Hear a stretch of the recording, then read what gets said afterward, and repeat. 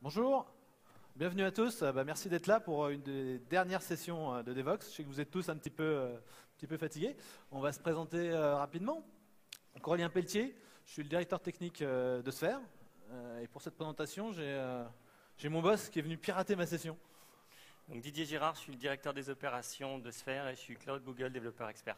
Donc tu m'as demandé 5 minutes au début, c'était pour nous parler de quoi? Voilà, donc il y a quelques mois, j'étais dans le train, je rentrais chez moi et il y a un gars que je suis qui fait que tweeter de manière négative. Et je me suis dit, j'en ai marre de suivre des gens qui ont un bad karma et je veux trouver un outil qui me permet de les virer de ma timeline. Ça, c'était l'idée de base. Et puis, j'ai monté une équipe de sphériens, on a codé l'outil. Voilà, donc cet outil il s'appelle Mooder, vous pouvez aller le tester, hein. C'est sur mooder.io. Et donc, l'idée, c'est de lancer un concours et de voir qui, dans cette session, a un bon karma ou un mauvais karma. Donc, les gens qui auront, les deux qui auront le plus grand karma, le premier gagnera un parrot. Qui connaît ce joli objet? Ouais, quelques-uns. Donc, c'est un casque Bluetooth avec réduction de bruit. C'est vraiment un beau truc. Et le deuxième gagnera un service à café cloud. Voilà, donc ça c'est le concours, et comme dans tout concours, donc je vais vous expliquer un petit peu comment ça fonctionne. Donc il faudra, quand vous tweetez, il faut taguer JS Cloud, JS Devoxx, ce qui va me permettre de suivre ce qui se passe. Donc je vais vous donner rapidement, la requête pour récupérer les résultats du concours, elle est super simple, elle est là. Donc on verra un petit peu après comment l'outil fonctionne. Celui qui aura le score le plus haut sera tout en haut. Je vous expliquerai un petit peu après derrière comment ça marche. C'est assez simple. Donc plus on tweet des choses positives, plus on a un bon karma. Voilà. Et comme dans tout concours, il y a des cheat modes. Donc regardez bien ce qui se passe dans la presse. De temps en temps, il y a des cheat modes qui vont passer. Si vous les tweetez, ça va vous aider à avoir du bon karma. En voilà un par exemple. Ça, c'est un tweet super positif qui vous permet d'avoir du très bon karma. Voilà. Ok, c'est bon, ça va, tu m'as pas pris les... Tu avais dit que tu prenais 5 minutes, donc ça va, il me reste du temps. Donc Cloud et Devoxx, c'est ce qui va vous aider à avoir du bon karma. Bon, par contre, là, tu viens de dire à tout le monde de passer leur temps sur leur mobile à tweeter pendant que je fais ma presse. C'est ça, il va falloir que j'arrive à captiver votre attention. Ouais. Très bien, le sujet, donc c'est le cloud computing. Donc peut-être pour commencer à apprendre un petit peu mieux, savoir connaître la salle, et puis pour que vous ne soyez pas en train de tweeter tout le temps. Est-ce qu'il y a des gens ici qui ont déjà utilisé les services de Windows Azure? Si c'est le cas, peut-être levez-vous. Pas juste lever la main, levez-vous. Je vous demande un effort là à la fin de la Windows Azure, non? Ah, merci. Et tu peux rester debout, reste debout. Mais tu vas être rejoint par d'autres personnes. Il y a peut-être des gens qui ont utilisé la Google Cloud Platform, App Engine ou Compute Engine. Mais mettez-vous debout aussi. Il n'y a pas que moi qui vais rester debout toute la session. Et peut-être des gens qui ont fait du Amazon Web Service. Ouais, Amazon Web Service, d'autres personnes peut-être qui ont utilisé ce service-là. Ok. Alors, très bien. Alors, vous avez déjà joué ça dessus. Et alors, est-ce que s'il y a des gens ici qui ont des applications qui sont en prod ou qui sont partis en prod précédemment, restez debout. Les autres, vous pouvez vous asseoir. Mais les gens qui ont des applications en prod sur des plateformes cloud, vous pouvez rester debout. Les sphériens, là, vous pouvez vous rasseoir, là, les tricheurs. Bon, très bien. Donc, les gens qui sont debout, non, les autres, vous pouvez rester debout. Vous allez pouvoir m'aider sur les retours d'expérience cloud, puisque vous avez des choses qui tournent. Non? Bon, ok, vous me laissez faire le boulot tout seul. Ok, c'est pas grave. J'ai préparé, ça devrait aller. Je vais m'en sortir normalement. Donc, cloud computing. Alors, la première chose, c'est que cloud computing, aujourd'hui, tout le monde en fait. Ça, c'est simple. Donc, moi, en général, je me réfère à cette définition. NIST, c'est une agence américaine, c'est pas la NSA, je vous rassure tout de suite. Donc ils ont fait, vous cherchez ça sur Google, il y a un papier de 4-5 pages qui définit ça de manière très carrée. Donc pour résumer, ils définissent 5 caractéristiques essentielles. Donc ça doit être on demand, self-service, c'est-à-dire si vous devez contacter un commercial pour accéder au service cloud, bon, c'est pas du cloud, hein, on oublie. Une notion de mutualisation des ressources qui sont importantes et élasticité. Et tout est mesuré. Si vous n'avez pas ces caractéristiques-là, c'est pas du cloud computing. Il y a les services modèles, on reviendra dessus, on va en parler en long, en large et en travers. Et deployment mode, donc il parle de 4 modes, private, public, community, hybride. Alors moi je vais être plus restrictif, parce qu'en fait, si on parle de private cloud, le côté mutualisation, forcément il est moins important que sur un public cloud. Donc je vais me restreindre à du public cloud, et c'est ça qui va vraiment nous intéresser. Et d'ailleurs, Ça, c'est une citation qui est attribuée à un ancien PDG d'IBM. Alors, attribuée, hein, c'est la légende. Hein. C'est pas certain qu'il ait dit ça, mais enfin, il est assez rigolote. Donc, il avait prédit qu'il n'y aurait jamais un marché pour plus de 5 ordinateurs. Bon, patron d'IBM. Hein. Bon, l'histoire a montré qu'il s'est trompé. Mais maintenant, si aujourd'hui on remplace computer par plateforme cloud, là, je pense qu'il est déjà un peu plus dans le vrai, quoi. On est vraiment sur une approche industrielle et il n'y a certainement pas la place pour plus de 5 acteurs, voire actuellement, je me limiterai à 3. Donc les 3 gros acteurs, hein, que j'ai déjà cités, qui sont Amazon Web Services, Windows Azure et Google Cloud Platform. Voilà, quand je parle de cloud computing, c'est du cloud computing public avec des gens qui ont des gros moyens. Et quand on parle de gros moyens, pour vous dire jusqu'à quel point ça va, j'ai trouvé sur le web alors j'ai dans le, je crois que je vous donne, la présentation sera en ligne, il y a un peu plus de liens avec les références. Donc voilà, les investissements de ces acteurs-là dans leur data center, on parle de milliards de dollars. Ces gens-là, quand ils ouvrent un nouveau data center, ils font un chèque de 2 milliards de dollars. Ça, c'est le ticket d'entrée du cloud. Si les autres acteurs qui disent qu'ils font du cloud computing, en tout cas plateforme publique, voilà, il faut pouvoir entrer en compétition et c'est pas forcément évident. Donc du cloud public sur ces 3 acteurs et c'est un retour d'expérience sur les projets Sphère. Donc juste parler vite fait de qu'est-ce qu'on fait, ça vous donnera un petit peu le périmètre de ce dont je vais parler. Donc qu'est-ce qu'on fait chez Sphère? On construit des applications qui vont être clientes de services cloud, de services en ligne. Ces applications, évidemment, ça va être essentiellement pas des sites web, plutôt des applications web dans votre navigateur, évidemment en version desktop et en version mobile, que ce soit du mobile natif ou du web en responsive design ou hybride avec des choses comme Cordoba, avec des frameworks de présentation. Donc on fait pas mal d'AngularJS et vous avez dû voir pas mal de présentations d'AngularJS à ce Devox. Et derrière, plutôt sur le back-end, donc AngularJS, qui dit AngularJS dit JavaScript, HTML, CSS, toute cette stack qui est en train d'exploser. Et sur le back-end, on travaille essentiellement en Java ou en .NET. Ces clients cloud, évidemment, derrière, il va y avoir une partie serveur, donc ça va être en fait, c'est des services SaaS. Hein, on va exposer forcément des API qui vont être consommés par nos clients cloud. Donc nous, on construit ce genre de choses, des applications et des API sur le back-end, du SaaS. Et ensuite, on va utiliser aussi d'autres services SaaS, parce que c'est un petit peu le principe du cloud, c'est que vous êtes soit fournisseur de services, soit utilisateur de services. Et en fait, vous êtes souvent un petit peu les deux. Et nous, en tant qu'utilisateur de services, qu'est-ce qu'on va utiliser? On va utiliser des services pour développeurs.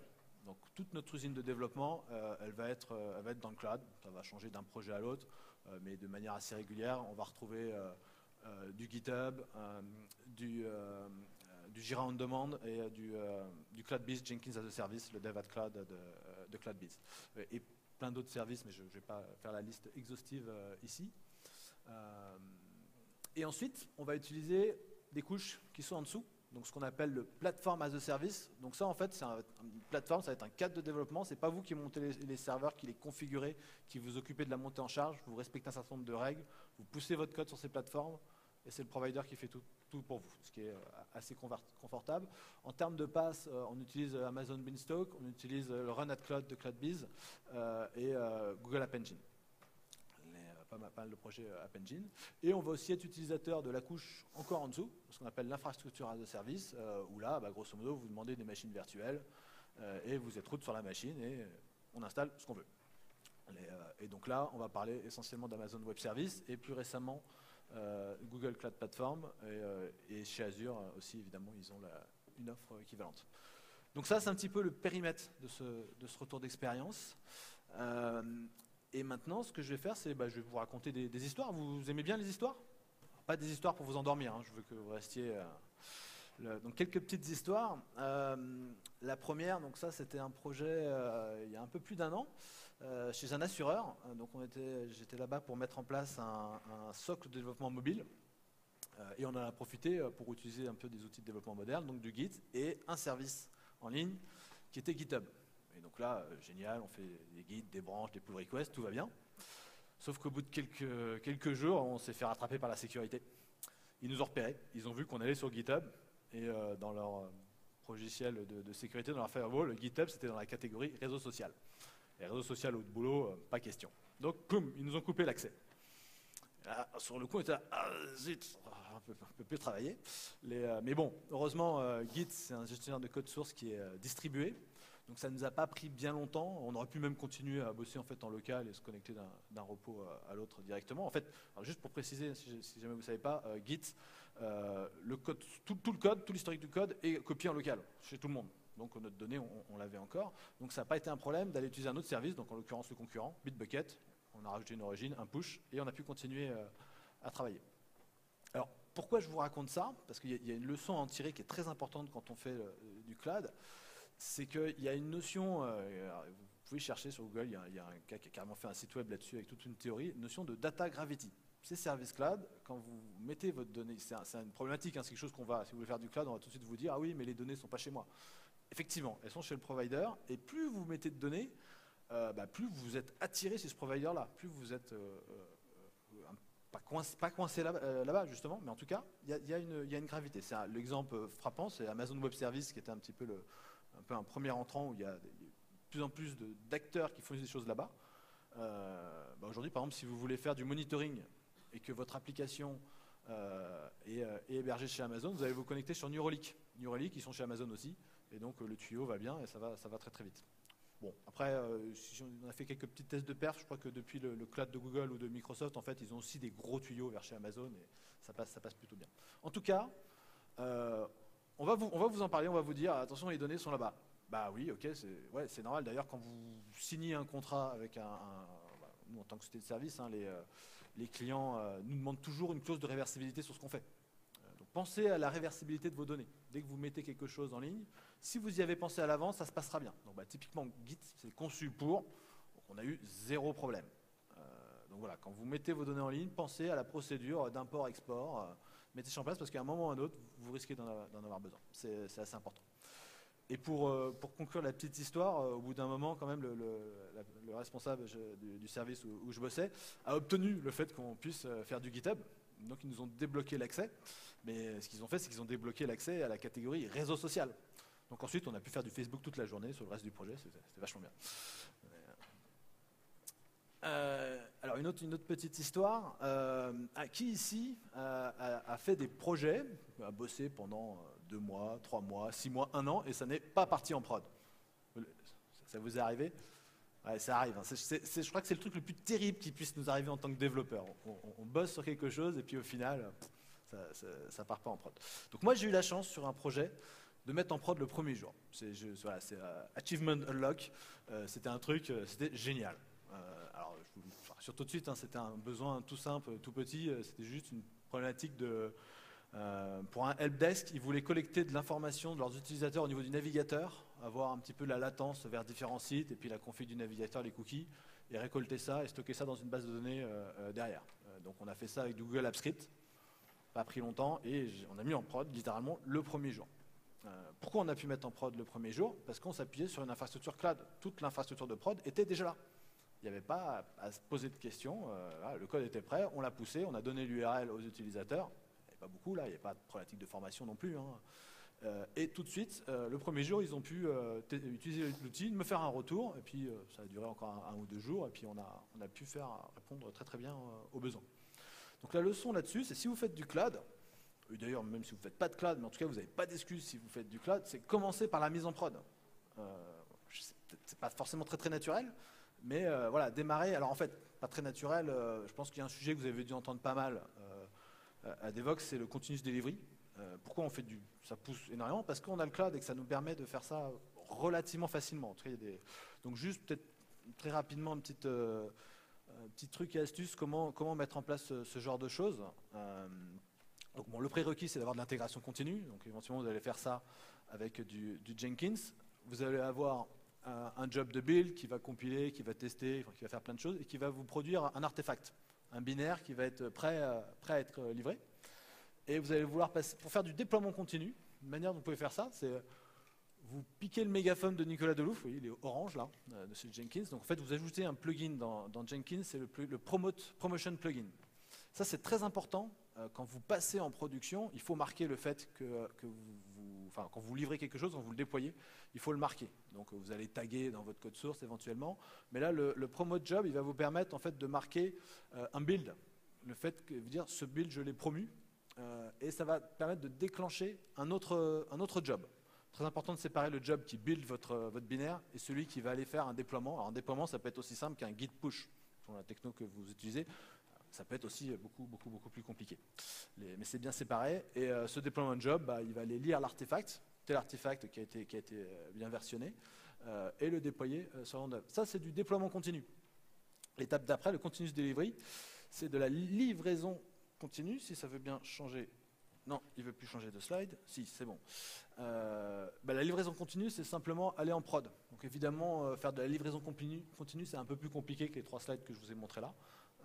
Mais c'est quelque chose, faites-le. Ça a une valeur incroyable parce que derrière, vous avez tout de suite le feedback de vos utilisateurs. Et ça, énormément, c'est le principe d'agilité de base, j'ai envie de dire. Et ça a énormément de valeur. Et sur le cloud, franchement, il n'y a pas de frein pour faire ça. Donc faites-le. Il n'y a pas de frein technique, évidemment. Il peut y en avoir des politiques organisationnelles et multiples. Bon, je vais repasser à... Hop. Alors, une autre petite histoire. Sur un projet interne chez Sphere, on a construit une Sphere Map. Donc, c'est une carte où on voit tous les collaborateurs de Sphere. Donc, on a fait ça en agile, le développement assez rapide. Et puis, au bout d'un moment, dans le projet, on réfléchit un peu, est-ce que c'est bien? Mais en fait, finalement, la version de la semaine dernière, c'était pas plus mal. On ne pourrait pas comparer? Ah ouais, ce serait bien si on pouvait comparer. Et ça, donc c'était un projet sur App Engine. Et sur App Engine, il y a un truc qui est génial, c'est la notion de version. Quand vous publiez votre projet, vous le déployez, vous dites sur quelle version. Et vous avez droit à avoir 10 versions en parallèle qui tournent de votre application. Donc, peut-être juste essayer de vous montrer vite fait. Alors, pas sur le projet de map, parce que ça fait longtemps qu'on l'a déployé, j'avais plus de versions vraiment différentes. Mais sur le projet que tu veux démontrer, Didier, là, vous voyez en haut, il y a la version là. Petit 7, la version 7 de PostNegatitude, donc elle ressemble à ça. Et la version que vous allez voir, la toute dernière, là, c'est la version 8. La 8, ici. Donc j'ai 2 URL différentes, 2 versions de mon code en parallèle, je peux en avoir jusqu'à 10. Voilà, hop, 2 versions différentes et je peux comparer. Et ça, c'est royal, c'est vraiment très confortable. Tous les fournisseurs de solutions cloud de passe, il y a cette fonctionnalité-là, sous une forme ou une autre, elle va être présente. Donc la leçon là-dessus, c'est si vous faites du cloud, n'hésitez pas à faire du blue-green deployment. Ça vous parle blue-green deployment, vous voyez ce que c'est? Voilà, cherchez sur Google, Fowler, vous verrez, c'est une très bonne pratique. Si vous n'êtes pas en environnement cloud, il y a un peu de boulot. Enfin, on peut le faire, c'est pas compliqué, c'est pas très compliqué. Il suffit de mettre un load balancer, un flag, etc. Mais mine de rien, bien le faire, c'est pas si simple que ça va prendre du temps, et eux ils l'ont déjà fait, donc vous pouvez directement appliquer cette pratique-là. En plus, le blue-green deployment, ça va vous permettre de faire du déploiement sans interruption de service. En plus de pouvoir comparer, ça va permettre de faire du A/B testing, tout un tas de pratiques. Tout ça, ça vient quasiment gratuitement quand vous faites du cloud, donc il ne faut surtout pas hésiter à mettre en œuvre ce type de pratique. Qui en environnement traditionnel, il y aura toujours un frein. On va se dire, ah ouais, est-ce qu'on le fait, est-ce qu'on investit là-dedans ou pas? En fait, ça a énormément de valeur et ça vient gratuitement quand vous faites du cloud. Alors, où sont passées mes données? Qui a déjà perdu des données? Pas forcément de prod, mais ça vous est déjà arrivé, les utilisateurs pas contents, on a perdu les données. Donc ça, c'était un projet bien rush, c'était pour les JO de Sochi, les Jeux Olympiques de l'hiver. Donc c'était Nike qui voulait une plateforme événementielle, sociale. Donc évidemment, ce genre de choses, la date de mise en prod ne peut pas être reculée. Donc voilà, ce genre de projet bien rush. Donc là, c'était un déploiement sur Amazon Beanstalk. Donc Amazon Beanstalk, ça package EC2, c'est un Tomcat tout packagé avec Amazon RDS, Relational Database as a Service. Donc ouais, on a mis ça en place. En 1 heure, on a notre plateforme de prête et donc c'était du Java. Donc on a codé un WAR. Une fois que le WAR est prêt, on pousse. Et là, les utilisateurs peuvent commencer à l'utiliser. En l'occurrence, nos premiers utilisateurs, c'était les testeurs. Et les testeurs qui ont passé 3 jours à rentrer des données de test. On n'avait pas le temps d'automatiser, de faire un script, donc il y avait quelqu'un qui était là, une petite main, qui a rentré tout ce qu'il faut, pendant que nous, on continue à coder, et il rentre et nous, on continue à coder en face, à côté, évidemment. Donc il rentre les données, et là, au bout de 3 jours, c'est bon, ça y est, on a tout, on va pouvoir bien tester, et puis nous, on pousse une nouvelle version. Je sais pas, je crois que devait y avoir de l'Hibernate avec un auto-update du schéma, ou une bêtise comme ça. Je vous laisse deviner ce qui s'est passé. on a perdu toutes les données. Donc là, petit moment de panique quand même. Oula, les testeurs vont pas être contents là. Et là, vite, trouvons une solution. Et il se trouve que Amazon RDS, par défaut, quand vous l'instanciez, vous faites next, lui, il met en place directement une politique de backup. Et donc, j'ai pu aller dans la fonctionnalité d'RDS qui était Restore Point in Time. Donc, je prends ma base mon snapshot de base et je dis, restaure-moi 10 minutes avant qu'on fasse notre grosse connerie là. Et j'ai pu réinstancier une base pour mes utilisateurs. Ils n'ont jamais su qu'on avait perdu leurs données à un moment. Il y avait une politique de backup. Sur un projet traditionnel, mettre en place une politique de backup sur des données de test en cours de développement, c'est un truc qu'on fait jamais. On le fait pas, quoi, tout simplement. Et en plus, on l'aurait fait moins bien. J'aurais pas eu du restore point in time, tout ça. Donc la leçon là-dessus, c'est qu'il y a tout un tas de services, de choses qui sont tout packagées. Enfin, les gens qui font ces services cloud, ils ont des moyens qu'on n'a pas. Ils ont vachement réfléchi le truc, ils ont industrialisé à fond. Donc, il ne faut pas hésiter à utiliser leurs services, quoi. C'est-à-dire, aujourd'hui, installer, configurer, maintenir une base de données soi-même, ça n'a aucun sens par rapport à ce que fournissent ces acteurs. Et alors sur ce même projet, je vous dis, c'est un projet événementiel en fait, sur lequel ils voulaient faire du buzz. Donc le but, c'était d'avoir un maximum de monde qui vienne sur la plateforme. Évidemment, ils avaient des ambitions assez grandes, mais ils ne savaient pas concrètement combien de personnes allaient venir. Et évidemment, on se posait la question du dimensionnement. Combien alors, cette question du dimensionnement, moi, en tant qu'architecte technique, dans une vie précédente, je l'ai souvent eu sur des projets. Première phase du projet d'architecture, on fait le dimensionnement. Et là, on peut y passer des semaines. On prend les doc éditeurs, des abacs, on pose des hypothèses, des contre-hypothèses, on se pose plein de questions. Et puis au bout, qu'est-ce qu'on fait? On multiplie par 2, parce que pour être sûr que ça, qu'il n'y ait pas de problème. Donc ça, c'est ce qu'on fait sur de l'hébergement traditionnel, où en fait, il faut commander les serveurs 6 mois à l'avance, etc. Quand on est dans Service Cloud, le principe, c'est que c'est élastique. Donc, on n'a pas besoin de se poser énormément de questions à l'avance. On essaie de mettre une architecture qui tienne la route, de préférence quelque chose qui soit stateless, qui puisse monter en charge de manière horizontale. Ça simplifie beaucoup les problématiques de montée en charge. Et ensuite, qu'est-ce qu'on fait? C'est qu'on mesure. On ne va pas estimer, on ne va pas passer du temps à estimer. On va tout simplement mettre en œuvre l'architecture, parce que de toute façon, c'est en demande, on l'a tout de suite.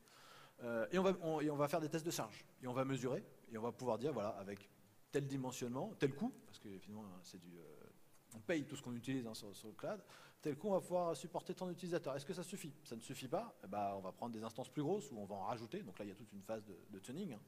Et on va continuer à mesurer. C'est un des principes des services cloud, on mesure tout. Donc ça, il faut s'en servir. Donc dans le cloud, on arrête d'estimer, on mesure. On met en production, on fait tourner, on fait des tests et on mesure ce qui ressort.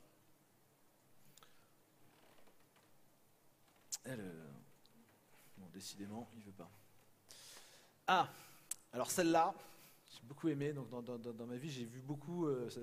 À qui c'est déjà arrivé, voilà, on vient vous voir et vous dites, ah ouais, mais ça marche sur ma machine. Donc nous, maintenant, chez Sphere, ce que j'ai, c'est, ah oui, mais ça marche sur mon cloud. Puisqu'on a des environnements en fait à la demande, on pousse les choses à l'extrême, développeur par développeur, on va reproduire les environnements. Ce qui fait qu'on peut bosser en isolation sans smart charge. Ça se discute. Il y a des personnes qui préfèrent bosser tout le monde sur le même environnement en même temps. Comme ça, on voit tout de suite si au niveau du code, on ne sait pas marcher dessus. Ou qui préfèrent bosser en isolation. Donc, on tombe sur cette problématique de c'est plus juste ça marchait sur mon poste de développeur, c'est carrément toute l'infra là qui est concernée. Et donc ça peut être un vrai problème. C'est pour ça que vous avez dû entendre, vous pouvez voir pas mal de conférences sur la notion d'infrastructure as code. Donc on est obligé aussi d'automatiser l'infrastructure quand on fait du cloud. Et automatiser l'infrastructure, et l'automatiser, la versionner, la gérer vraiment comme du code. Alors vous remarquerez, je vous ai mis une image de conteneur. Je ne vous ai pas mis une marionnette ou une recette de cuisine. Ce sont les conférences que vous allez. Donc aujourd'hui, il y a énormément de solutions, mais on entend parler beaucoup de Chief, Puppet ou Docker aujourd'hui. Donc quelque chose de très très très intéressant. Docker. Si vous faites de l'infrastructure as a service, parce qu'évidemment si vous faites du plateforme as a service, ça c'est pas votre problème. C'est le problème de votre fournisseur. Mais voilà, si vous faites de l'infrastructure as a service, c'est un prérequis en fait. Et pas surtout que l'idée, c'est quand même d'instancier et de faire disparaître vos serveurs souvent, plutôt que de mettre quelque chose en place, mais on va y revenir. Ah, celle-là aussi, donc ça c'est en l'occurrence c'était sur pareil, un projet App Engine.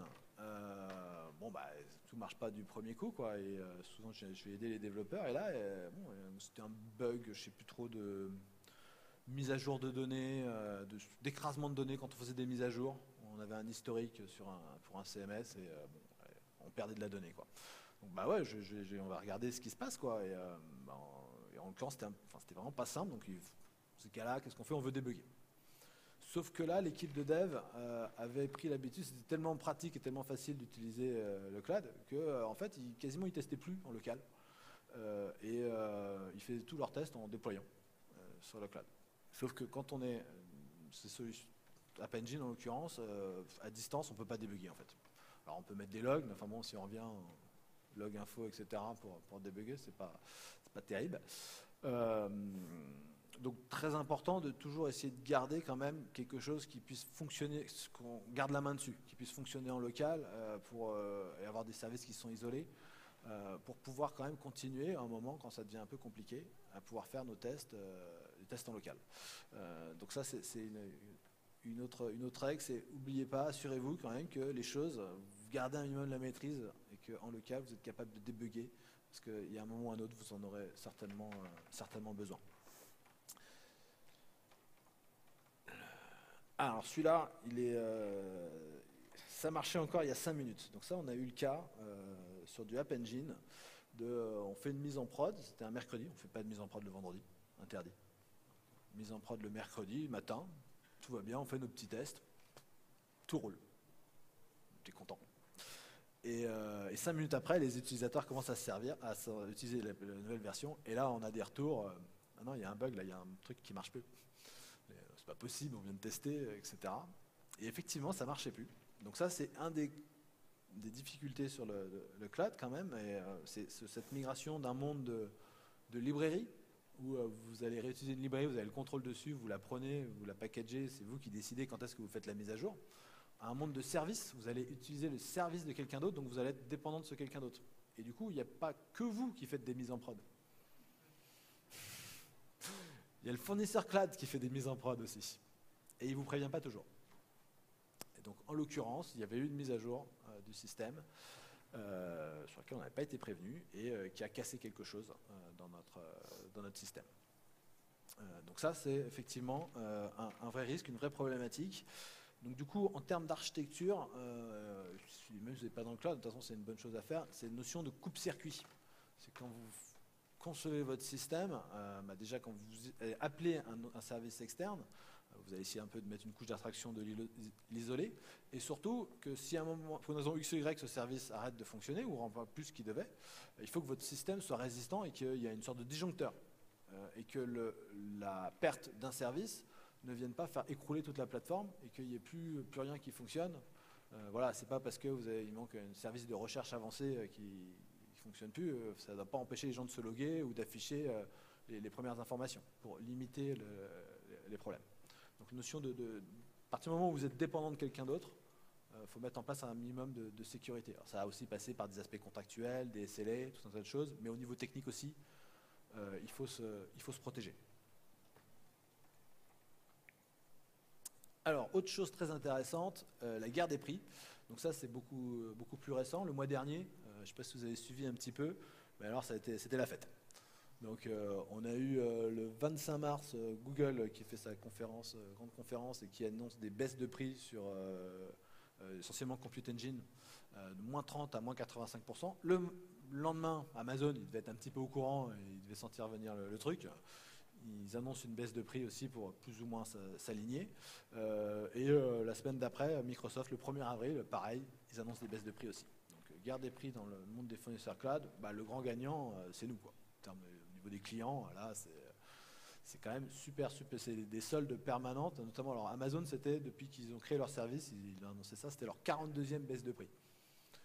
Et Google en face dit ouais, mais vous baissez pas assez les prix, il faut suivre la loi de Moore et pas de raison que ça ne baisse pas plus. Donc pour rappel, ces acteurs, ils font des très très gros investissements. C'est c'est des marchés industriels de masse sur lesquels ils ne sont pas sur de la marge très élevée comme un Apple, mais plutôt le volume. Donc, normalement, on doit s'y retrouver. Alors pour poursuivre sur ces notions de prix, donc tout le concept du cloud computing et toute la manière dont c'est vendu, c'est cette opposition entre ce qu'on appelle l'OPEX, Operational Expenditure, et le CAPEX, Capital Expenditure. Donc CAPEX, c'est un investissement. Vous allez faire un gros chèque que vous allez amortir dans le temps, alors qu'Operational Expenditure, c'est quelque chose, vous allez pouvoir faire ça sur note de frais. D'ailleurs, c'est souvent comme ça qu'on démarre l'usage cloud computing, c'est un peu du shadow computing. Il y a quelqu'un dans l'équipe qui sort la carte de crédit pour avoir les premiers serveurs et qui fait des notes de frais. Et donc tout le concept, c'est de se dire que si on élimine les coûts fixes, c'est-à-dire que c'est le fournisseur cloud qui les a déjà fait, ces investissements, et qui vous fait payer que les coûts variables, on y gagne. C'est-à-dire que hébergement traditionnel, on est là, et cloud computing, on est là. C'est la manière dont c'est vendu, c'est assez vrai, pour une large part, c'est bien la réalité. Après, il y a un petit détail, il y a un truc qu'on ne vous dit pas forcément, c'est qu'on ne paye pas que pour ce qu'on utilise. On paye aussi pour ce qu'on n'utilise pas. Et c'est marqué en dur dans les tarifs. Bon, c'est un petit peu anecdotique, mais un exemple que je trouve rigolo, c'est la notion de... Donc vous instanciez un serveur dans le cloud, et ensuite vous allez héberger un service, et vous voulez que les gens puissent y accéder par un nom de domaine. Donc ce nom de domaine, vous allez avoir le relier à une IP fixe de préférence, ça peut aider. Et donc l'IP fixe, ça se paye. En fait, c'est la réservation de l'IP fixe. C'est-à-dire si l'IP fixe est rattaché à une instance, vous ne payez pas. Par contre, si elle n'est pas rattachée à une instance, mais vous l'avez réservée pour pas que quelqu'un d'autre la prenne, là, ils vous font payer. Vous ne l'utilisez pas, mais vous payez. Donc bon, c'est anecdotique, 0,005 $ par heure. Mais c'est le côté symbolique de la problématique. Une adresse IP, ça va bien. Maintenant, vous commencez, vous instanciez un serveur, dont vous vous servez pour votre infrastructure de dev. Pendant la journée, vous l'instanciez, les utilisateurs sont dessus, enfin, vos développeurs poussent dessus, vous avez des testeurs, etc. Et je ne sais pas jusqu'à quelle heure vous bossez le soir, si vous faites si c'est du 8-7 ou si vous faites un peu plus tard. Souvent, dans notre profession, ça dure un peu plus tard. Mais bon, malgré tout, 20h, 21h, 22h, bon, vous arrêtez un petit peu de bosser en principe, et puis vous dormez, et puis vous revenez le lendemain matin. Donc il y a quand même la nuit, au minimum, puis voir le week-end aussi, où vous n'avez pas besoin que ça tourne. Mais si vous laissez les serveurs tourner et qu'il n'y a personne dessus, vous continuez à payer. Très clairement, vous continuez à payer. Et c'est tout le... Enfin, si vous faites du cloud computing, donc ça va être un argument économique souvent, c'est pour faire des économies. Mais si vous ne faites pas attention à ça, le fait que vous payez aussi quand vous en servez pas, si les choses sont allumées, vous n'allez pas forcément vous y retrouver. Donc un petit exemple, c'était une expérience, on avait déployé un petit serveur c'était un Jenkins. Voilà, on avait besoin d'un Jenkins dans un coin, enfin, ce qu'on voulait configurer de manière un petit peu particulière. Donc au départ, on l'a laissé tourner tout le temps, et donc ça nous coûtait $40 par mois. Bon, il se trouve, je suis un peu radin, donc du coup j'ai mis en place un système de cron pour que ça s'arrête et ça se redémarre tout seul. Et ça coûte 2 fois moins cher tout de suite. Là, on parle d'un serveur. Si vous avez un truc un peu plus complexe avec plusieurs frontaux, une base de données, etc., vous multipliez tout de suite par 10, 100, etc. Et en termes d'économie, on s'y retrouve vite. Donc la leçon là-dessus, c'est que surtout quand vous faites du cloud, sur la plateforme de dev, etc., n'oubliez pas d'éteindre d'éteindre le cloud, c'est important. Économie d'énergie, écologie, tout ça. Il faut faire attention avec le cloud aussi. Et puis il y a des outils qui peuvent, sur ces problématiques de coût, c'est assez intéressant, chez Riscale, ils ont 2-3 outils qui vous permettent d'estimer votre coût et de faire des projections. C'est toujours utile aussi d'avoir ces aspects-là. Ah, celle-là, j'aime beaucoup celle-là. $7 778. Est-ce que quelqu'un ici, ça vous dit quelque chose? Qu'est-ce que ça peut être ce montant? Qui a bien pu payer ça et pourquoi? Non, personne? Donc ça, c'est la facture de Ruby Central pour leur hébergement sur un mois sur Amazon Web Services. Donc Ruby Central, c'est la communauté qui gère un petit peu le monde Ruby, et notamment Ruby Games, c'est l'outil de gestion de dépendance du monde Ruby, comme Maven Central en fait dans le monde Ruby. Donc c'est essentiellement un gros site de téléchargement, quoi.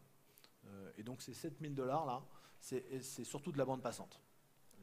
Évidemment tout le monde sur le net, quand il a publié ça, il dit « Ah, mais vous êtes fous, venez chez nous, c'est beaucoup moins cher, etc. C'est pas possible, etc. » Et ce qui est très intéressant sur cet exemple-là, c'est que le gars qui a publié ça, je ne me souviens plus de son nom, sur Reddit, il a publié une chose, il a expliqué, ouais, ok, c'est vrai que ça nous coûte beaucoup plus cher que quand on était chez Rackspace en hébergement dédié avant. Mais par contre, en fait, tout Ruby Games, Ruby Central, c'est géré par des bénévoles. Et en fait, pour nous, c'est beaucoup plus facile de trouver des gens qui ont des compétences d'admin sur Amazon Web Services, parce que l'API est devenue un petit peu un standard, que de trouver quelqu'un qui soit capable d'aller gérer un problème sur le cloud, enfin sur la solution privée, l'hébergement traditionnel de Rackspace. Donc en fait, oui, ça nous coûte cher, mais on a les moyens déjà, on peut le faire, et ça nous facilite vraiment la vie. Donc ce service-là, oui, on est prêt à payer ce prix-là pour la facilité d'utilisation que ça nous apporte. Donc là-dessus, bon, on a tout le temps la comparaison. Ah oui, mais si je prenais un serveur dédié, ce serait quand même beaucoup moins cher. Bon, il ne faut pas comparer. On ne compare vraiment pas la même chose.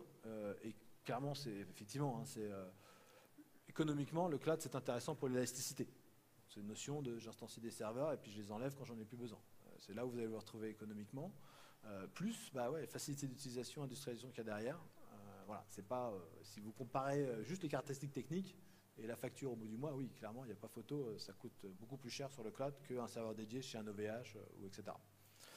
Après, peut-être qu'en termes d'administration, d'utilisation, le total cost of ownership, là, ça devient plus compliqué. Ah, et enfin, un dernier truc. Donc moi, en tant que directeur technique, je fais beaucoup de réponses à appels d'offres. Et la question systématique, c'est, bon, alors avec quoi on répond là, techniquement? La solution technique, c'est quoi? Et comme on fait pas mal de cloud, la grosse question, ça va être aussi, bon, est-ce on part sur du plateforme as a service ou de l'infrastructure as a service en fonction des besoins. Là-dessus, il y a quelque chose qui est un schéma que je trouve assez intéressant. Donc ça vient de la doc d'Amazon Web Service, où ils décrivent un petit peu les différents services qui sont disponibles. Donc alors pour vous, ça va être sur la droite là-bas, de ce côté-là. Donc les services Amazon EC2, ou CloudFormation qui permettent de gérer plusieurs serveurs en même temps, plusieurs services en même temps. Donc il parle de do it yourself et on a le contrôle. Donc ça c'est la partie IaaS. Vous faites tout vous-même, vous avez le contrôle. Alors je sais pas vous, enfin moi je suis développeur, j'adore ça. Aller configurer un serveur Apache, tuner ma base de données, gérer le load balancer, c'est génial. Ça, là je m'éclate là. Ça c'est vraiment, je peux y passer des jours et des jours. Je vous configure truc aux petits oignons, c'est génial. Bon, sauf que quand j'ai fini, mon client, et alors mon application, on en est où? Donc sauf si je suis en train de construire un pass, ça n'a pas de la valeur tout de suite. Mais ça me donne le contrôle et je peux vraiment, je peux pousser les limites et je peux faire des choses un peu différentes. À l'autre bout, il présente des services de plus haut niveau, donc Opsworks qui est basé sur du Chief. Ou Beanstalk qui est l'offre pass d'Amazon. Et là, il parle de convenience, c'est facilité d'utilisation. Qu'effectivement, Beanstalk ou App Engine, vous démarrez une instance et vous poussez votre code et ça tourne, c'est disponible. Vous avez les choses disponibles directement. Ce qui veut dire que votre client, au lieu de passer du temps à configurer des serveurs, vous passez du temps à implémenter des fonctionnalités pour le client. Donc nous, clairement, sauf s'il y a des contraintes particulières, on va... ah oui, non. Et un autre exemple, donc ça c'était dans la doc de CloudBees, où ils présentaient pourquoi eux, ils offrent une solution de plateforme as a service. Donc là, ils décrivent ce qu'il faut faire si on fait de l'infrastructure as a service. Bon, je ne vais pas tout vous lire, hein, mais il faut provisionner le cluster, la base de données, configurer les load balancers, gérer la sécurité, patcher les serveurs, mettre à jour. Alors c'est certainement un petit peu caricatural. Et en face, ils disent que sur une plateforme PaaS, on upload l'application et c'est bon, ça tourne. Bon, c'est caricatural, mais il y a du vrai dans le fond. Donc nous, clairement, quand on a le choix, voilà, on fait du PaaS. Parce que ça nous permet de livrer plus de valeur plus vite à nos clients. Donc, pour résumer, bon, je vais pas vous les relire, hein, c'est plus sur quand la presse sera en ligne. J'espère que vous n'êtes pas trop fatigués. Est-ce qu'il y a des gens qui sont attentifs ici, sur les 10 leçons? Ouais, surtout la 11e. Bon, d'accord, c'était pour... Mais 11 leçons, ça ne le fait pas. Donc, je préfère vous dire les 10 leçons à retenir de l'utilisation du cloud. Elles sont là. Et en conclusion, le message que j'ai envie de vous passer, il n'y a pas longtemps, il y a une image d'une conf de Martin Fowler qui a pas mal circulé, où il disait les arguments pour vendre le refactoring, la partie de refactoring. Bon, refactoring, nous développeurs, on pense tout de suite qualité de code, professionnalisme, faire les bonnes choses. Il dit non, c'est pas comme ça qu'on le vend, c'est économie. C'est une question de coût. Qu'est-ce que ça va faire gagner en termes d'économie qui est important. Ben, on pourrait remplacer Refactor par cloud computing. Pourquoi faire du cloud computing? Il y a tout un tas de bonnes raisons. Je vous ai montré dans notre expérience un certain nombre de choses qui sont très intéressantes en termes de développement. Mais la raison, elle est économique. C'est ça qui va faire que c'est une sorte de rouleau compresseur et que peu à peu toute l'industrie va y aller. Et il y a quelque chose qui est assez intéressant, depuis le temps que je fais ce métier, qu'on observe, c'est qu'au niveau des directions informatiques, il y a cette espèce un éternel balancier. Ça oscille en permanence en termes de choix. Entre, soit je prends pour répondre à un besoin, enfin c'est ce que les analystes ils parlent le build, buy or borrow en termes de choix. Soit je vais construire une solution pour répondre à mon besoin métier, soit je vais acheter, soit maintenant il y a le borrow, c'est le software as a service. Mais grosso modo, ils hésitent en permanence entre je prends un logiciel et je fais un projet d'intégration, je le customise un petit peu pour répondre à mon besoin, ou je fais du développement spécifique. Donc vous avez tous connu ça, je pense, des projets qui vont dans un sens ou dans un autre.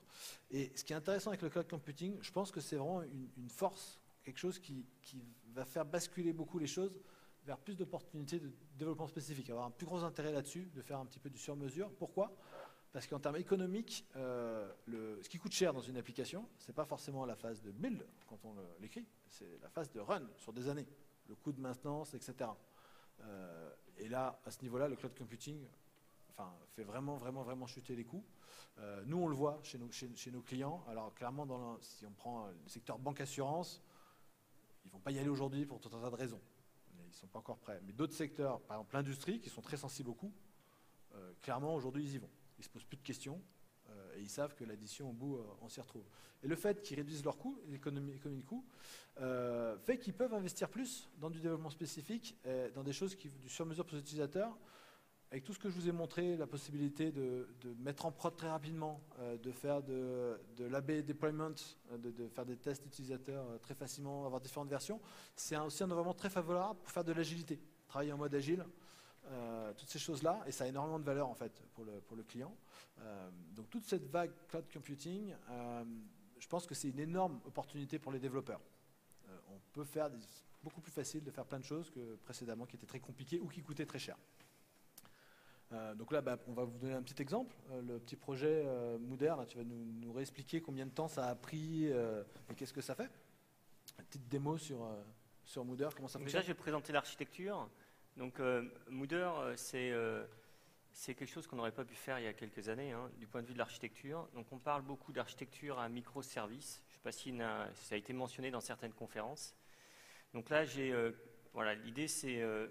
dans la manière de construire un Moodr, on s'est appuyé sur ces principes-là. On a d'abord un microservice de détection de langage, c'est-à-dire que si on tweet en français ou en anglais, on ne va pas scorer de la même manière, important. Donc ça, c'est vraiment quelque chose qu'on peut utiliser dans n'importe quel contexte. On peut le réutiliser, nous maintenant, on l'a codé, donc on peut le réutiliser sur plein de projets. Autre microservice, c'est le service qui va permettre de calculer l'humeur, en fait, le karma.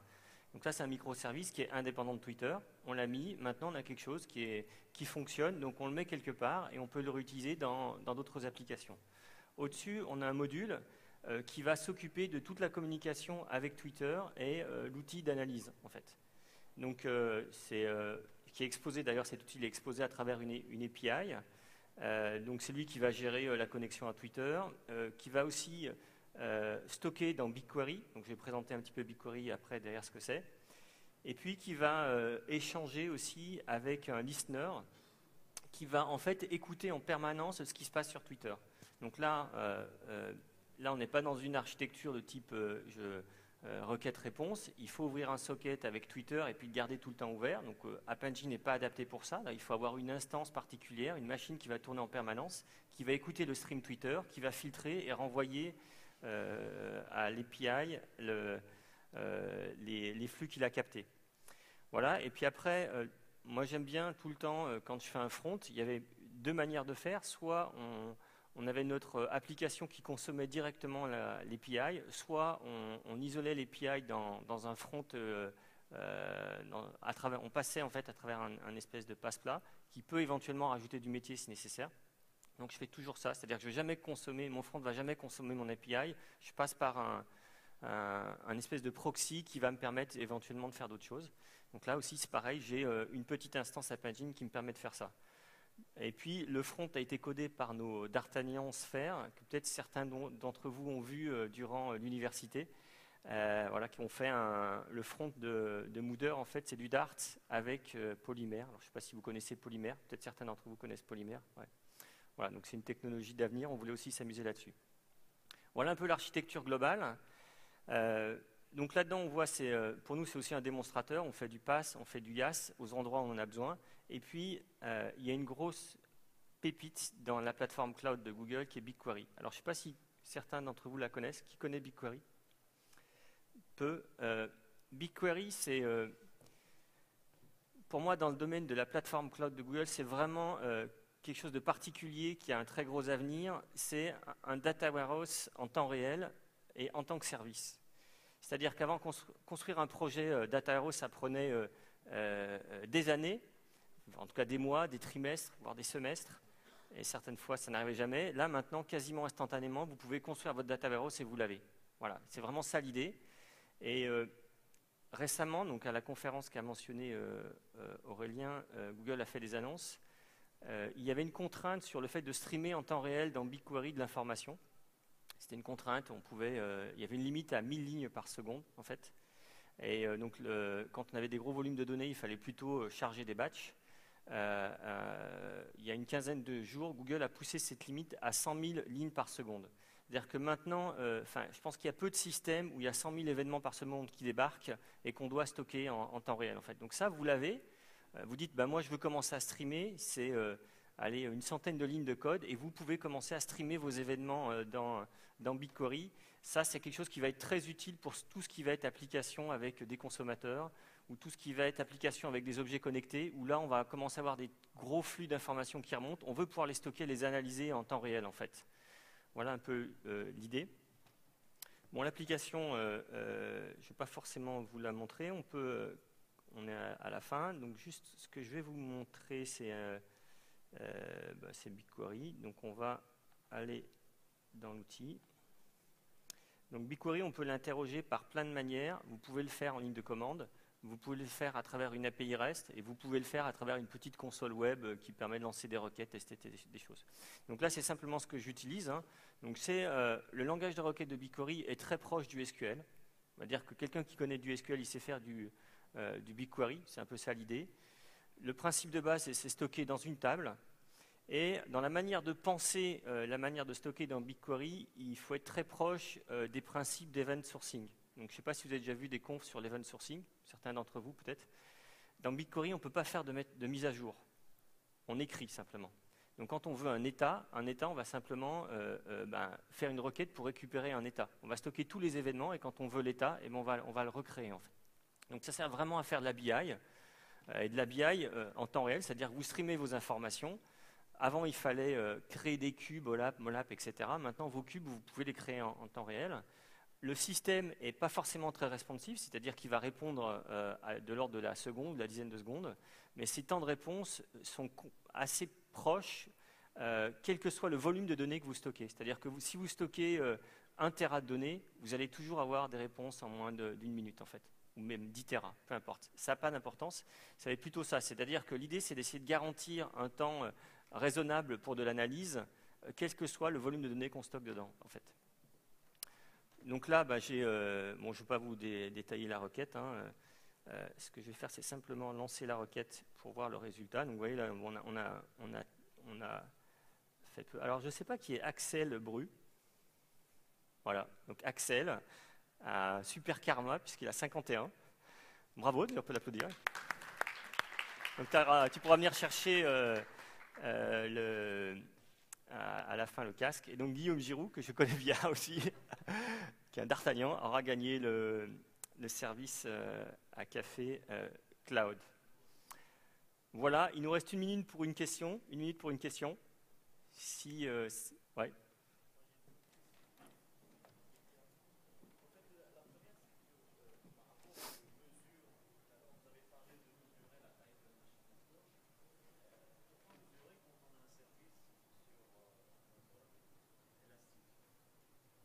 Alors, Alors la question, c'est pourquoi mesurer la taille des instances quand on a un système élastique?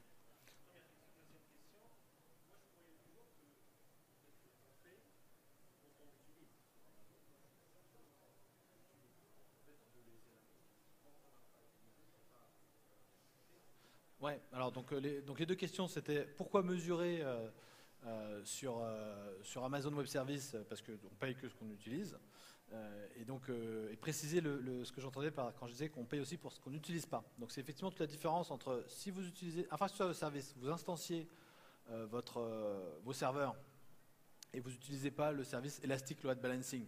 C'est pas Amazon qui gère pour vous le fait d'ajouter ou d'enlever des instances.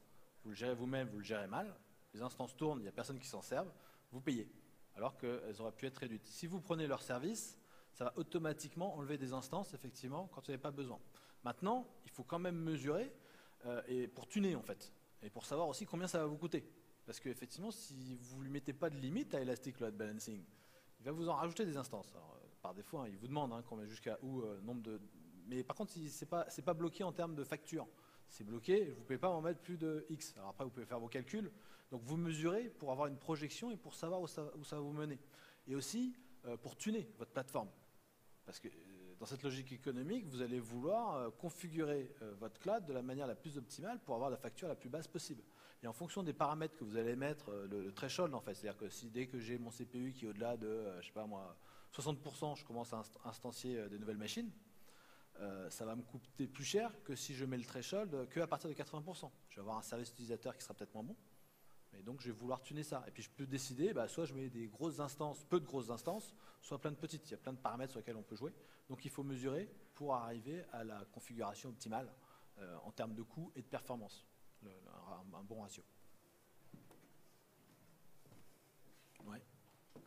Alors monsieur...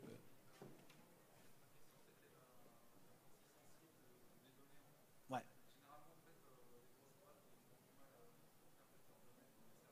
Tout à fait, ouais.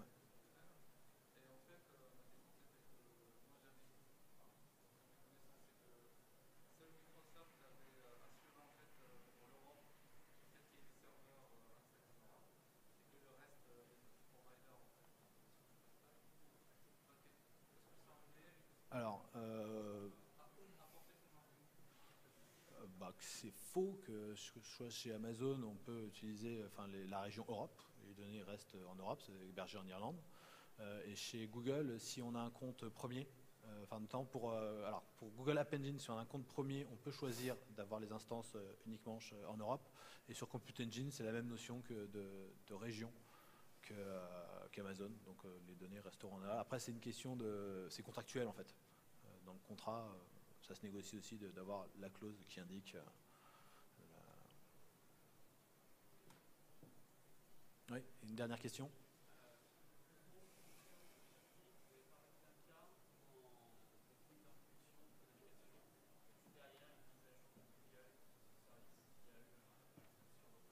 Ouais.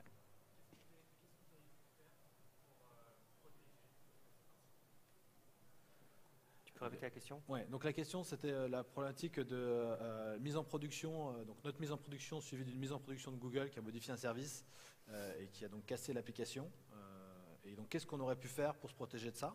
Donc la recommandation que j'avais là-dessus c'était mettre un coupe-circuit, notion de coupe-circuit, c'est-à-dire que dès que j'utilise en fait un service externe, je mets en place quelque chose qui va monitorer un petit peu automatiquement si le service fonctionne correctement. Et si il ne fonctionne pas correctement, j'ai mon coupe-circuit qui fait que, au lieu de me prendre une erreur d'essayer d'appeler le service, je vais dire à l'utilisateur, nous sommes désolés, mais temporairement, ceci ne fonctionne pas. Lancer une alerte. Après, donc qu'est-ce qu'on aurait pu faire de plus? Pas grand-chose. Non, clairement, c'est une des difficultés du cloud.